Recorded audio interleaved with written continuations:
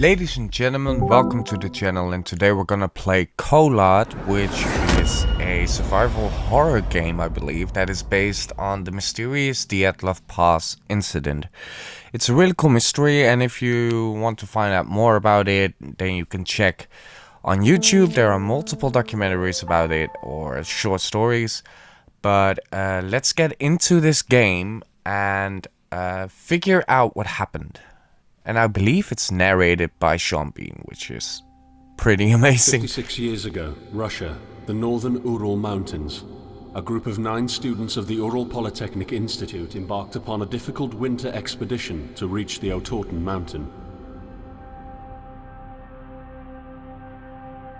Their journey seemed to progress according to plan. However, on the 7th day of their trip, the weather conditions worsened. They lost their orientation and were forced to set up a camp on the slope of the mountain called Kholat Syakhl. It was their last stop. 3 weeks later in Yekaterinburg, when their families received no word of their success, the first rescue expeditions were sent.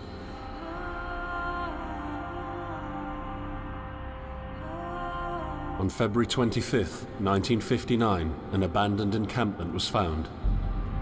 The tent was torn down and covered with snow, with all the group's belongings left inside. Further examination revealed it was cut from inside out. The surrounding footprints indicated the crew had fled the tent. They were barefooted. This suggests a frantic escape, characteristic of people scared out of their wits. 2 sets of prints led to a forested area down the slope. The rescue team found an improvised fireplace and 2 bodies. They were lying in but their underwear, with cuts and scratches to their limbs, suggesting they had tried to climb the tree in panic. What could terrify them so much? The next 3 bodies were found scattered a few hundred meters from the first discovery. One of them had suffered a fractured skull, this despite no evidence of a struggle. It took the spring thaw 2 months later to enable the rescue team to find the rest of the victims. The last 4 skiers were found buried in a thick layer of ice and snow. Their autopsies led to even more bizarre findings. All of the bodies had severe internal injuries caused by an undetermined force, similar to that of a serious car accident.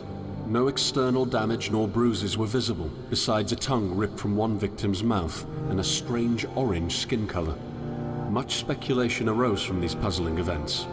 Such theories included attack from the local tribesmen, from an avalanche, or animals. Each theory, however, only served to create more questions. The truth behind this tragic course of events remains unexplained to this day. What really happened? Maybe the answer still waits to be discovered, deep under the snow. Act 1. Okay, here we go.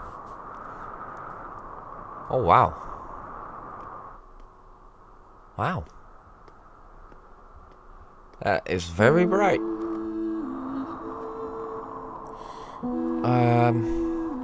Now what I've heard from this game is that is a very intense stare. But what I've heard about this game is that it doesn't tell you where you need to go. You get a map and a compass, and it's basically like, fuck you, here you are, and deal with it. And I'm not really sure how this will go then, because me with maps, no. I would say that I have a good sense of where I need to go, and once I've been there, I know my way back most of the time. But yeah, I'm not really that good with survival. That's why I prefer staying at home, being here in my room, playing games, not doing anything else. It must be freezing.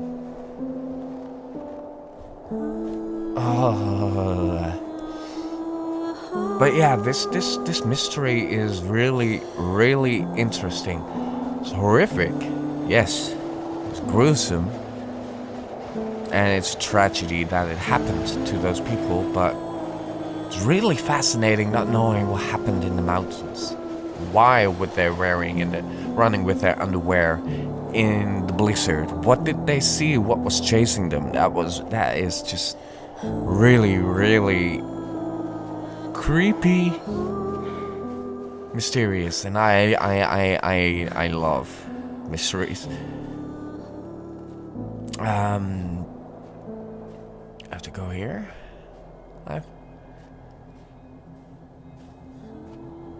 It looks really cool, though. I must say, it's. If this is the atmosphere for the entire game, I'm gonna be so lost. Okay, back maybe.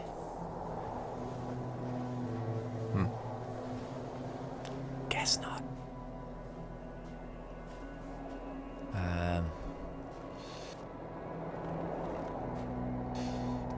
Just let's look at those rays along the trees. I love that in games, really do.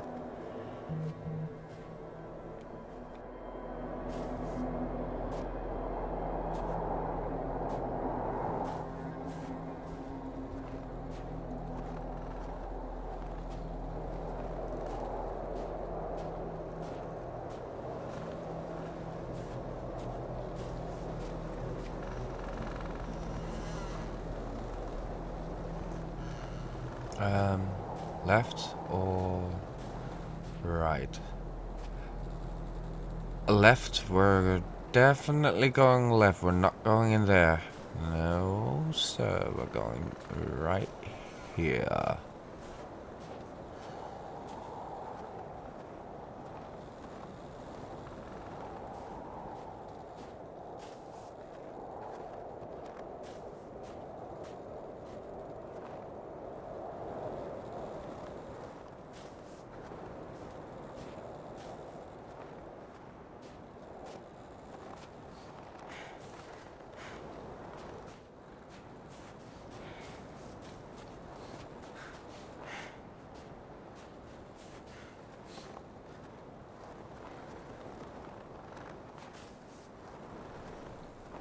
Okay. I think we have to go down there. I really don't want that. Wait.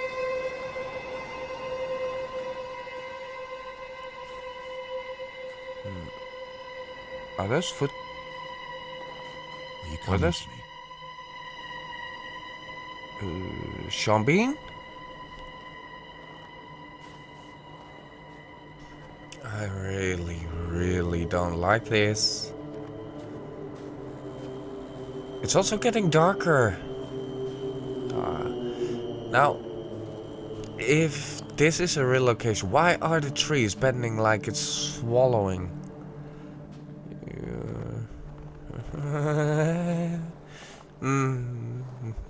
Oh, fuck no. Not a cave.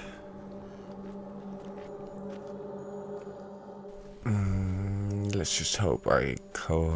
Oh, I'm out again.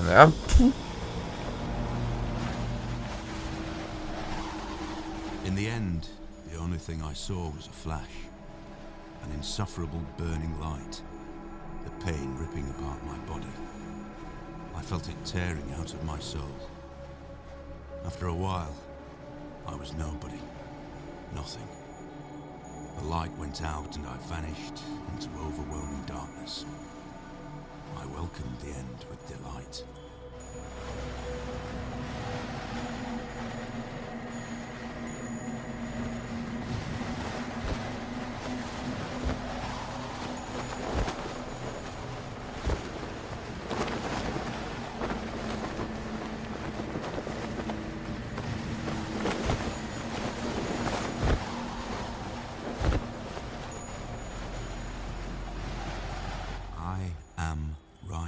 Behind you. Oh, for a second there I thought he would.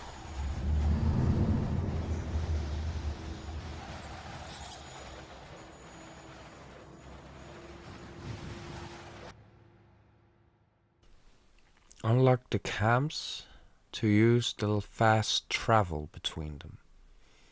Oh, so there is fast travel. That's good.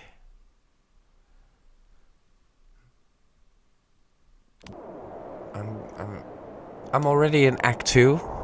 Have you ever tried to hold on to your humanity? When others convince you of being no more than a subject, an object, which they can bend to their will. When they told you that you were a monster that deserved punishment. When you could really not remember your sins. When they took away your loved ones, leaving you to rot in the dark. The problem is, that in their darkness, you have never been alone.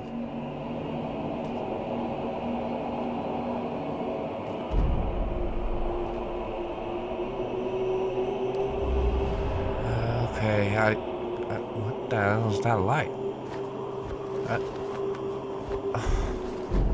I think that was the tent.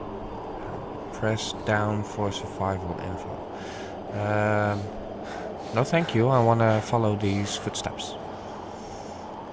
And they're gone. Oh no. Oh, and they're gone now.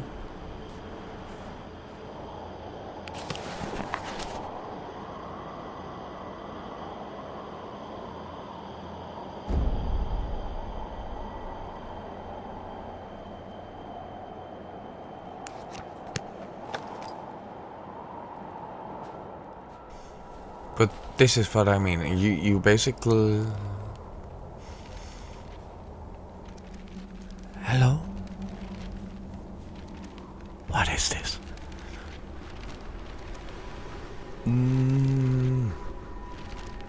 Should I do this? I think this is what the game wants me to do, so... I set out the moment I heard about the incident. I was in the area, so I reported to the unit myself to be automatically assigned to the case.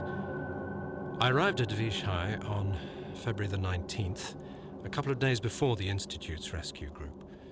While waiting for them, I started asking around to see if anyone from among the locals knew anything about the incident. One of them said he had a hunting cabin in the search region and knew the area very well. I decided to use him as a guide. When the rescue team had finally arrived, I explained to them what the unit's role was in this mission and that all discoveries or observations should be brought to my attention before anyone else's. We established priorities, checked the equipment, and set off right away. It was not until February the 26th we found the tent that I believe belonged to the students. Initial findings show that the people in the tent cut its sidewall and for some reason tried to escape from it in panic. The tracks in the snow led to a forest 1.5 kilometers away. But the trail went cold after 500 meters and we had to carefully search the entire area. This was not a place of any average incident. We had shivers crawling all over our bodies because of the atmosphere surrounding us. I was convinced that something more than just an accident had occurred here. I had the feeling we were dealing with something unnatural. It's so darn interesting. No, I don't want... This isn't good. Is this good? I don't think this is good.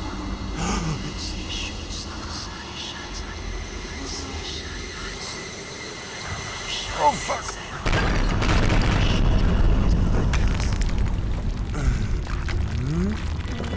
That just happened.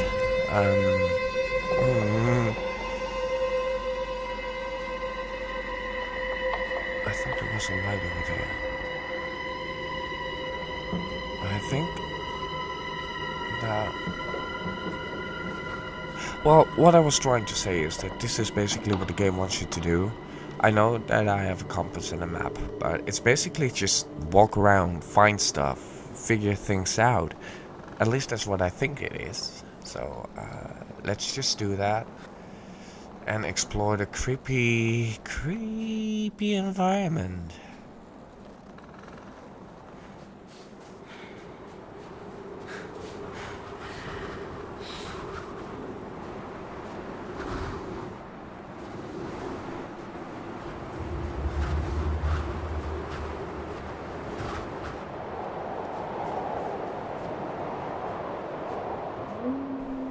Hello, wolf. That's not good.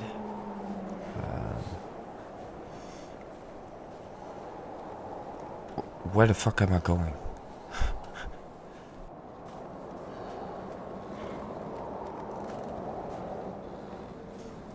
But I'm really liking the atmosphere that the game is trying to put on right now.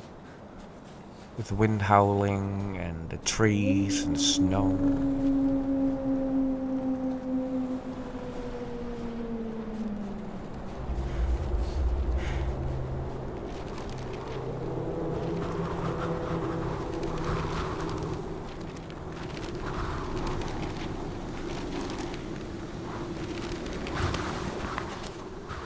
Mysterious lights above this Phobotny Cosmodrome. Mysterious events in the sky were noted during the night of 4th and 5th July.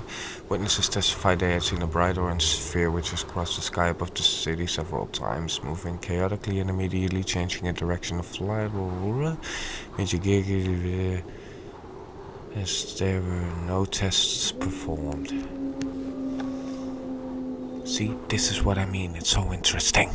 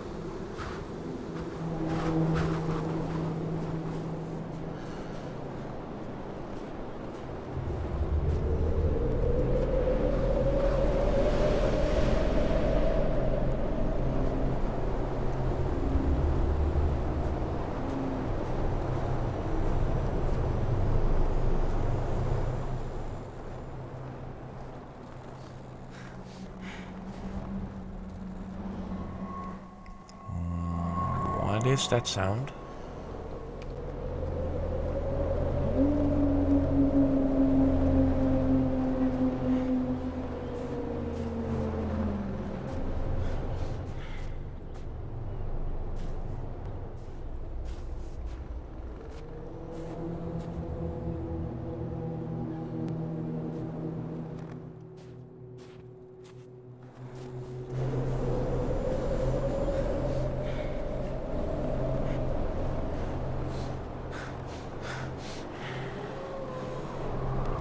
I know it's the wind, but it almost sounds like a scream.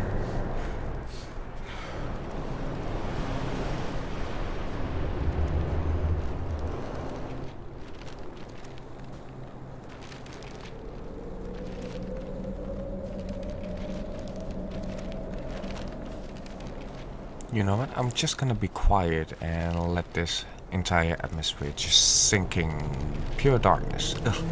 We are sitting in room number 23, although sitting might not be the right word because we are running around trying to finish up packing anything else we could need. Food cans, tools, essentially whatever we get our hands on. We want to be sure that we took everything we could possibly need. We're running out of time.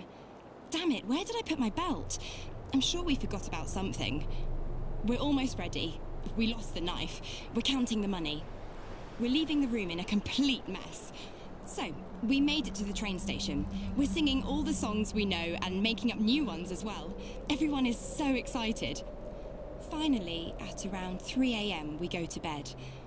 I wonder, what is awaiting us when we get there? What will we see? How far will we make it? I hear the rest of the group breathing peacefully, and it's snowing outside.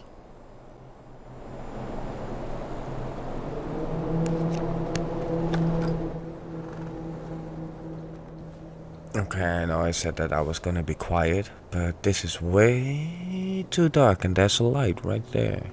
Is that a cabin? It looks like a cabin. What the fuck?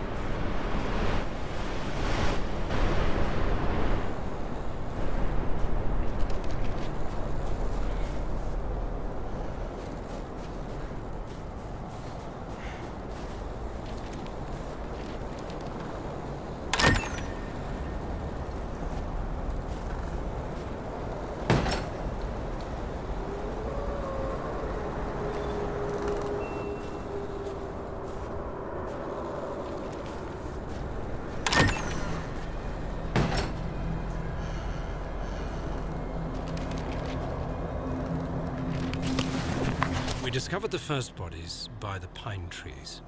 A makeshift campfire suggested they tried to warm up.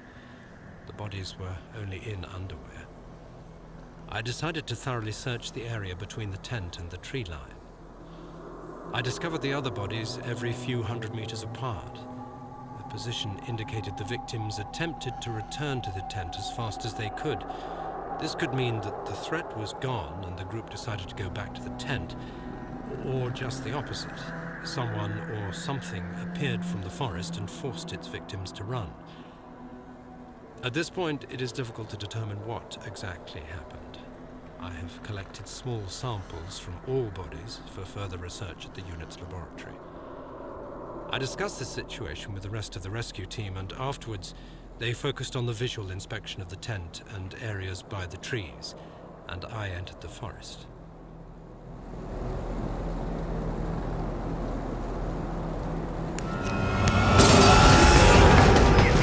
I can see you.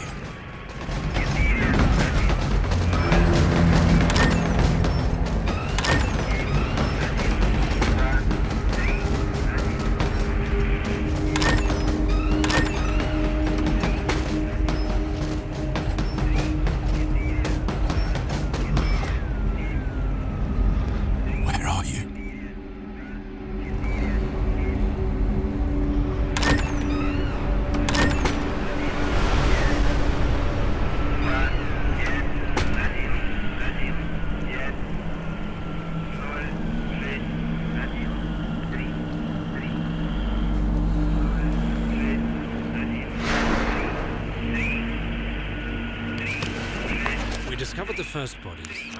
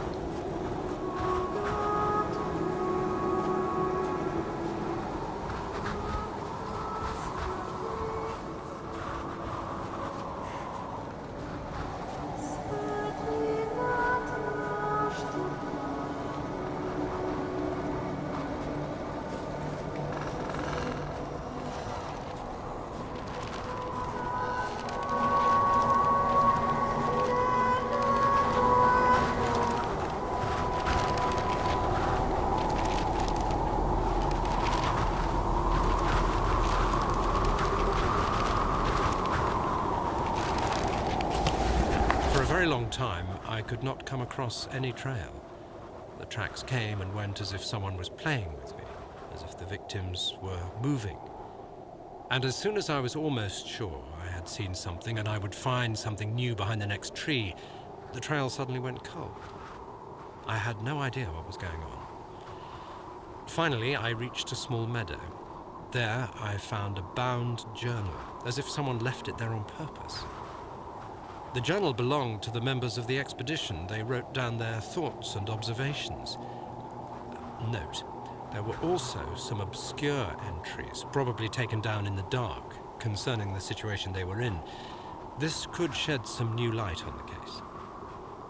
I am attaching the journal to this report. We have to control the conduct of the investigation, and at a certain point stop the information flow. The facts concerning the incident cannot be made public in any way, shape, or form. We are sitting in room number...